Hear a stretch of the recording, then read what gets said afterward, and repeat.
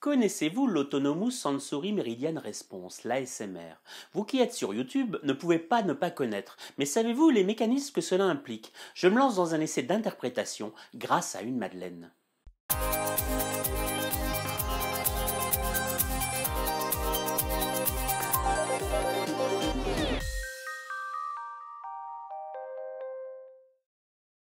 L'ASMR est un cycle qui pourrait se traduire par réponse sensorielle autonome culminante. Cela correspond à une sensation agréable de picotement, de frisson, qui se crée au niveau du crâne, sur la partie occipitale essentiellement par des stimuli visuels, auditifs, olfactifs et même cognitifs. Mais à quoi ça sert? Eh bien tout cela a pour objectif d'apporter une détente chez l'individu. Mais cette technique reste tout de même liée à l'idiosyncrasie de l'individu. Cela veut dire que chaque individu aura un ressenti propre, et que pour certains cela sera très efficace, et pour d'autres pas du tout.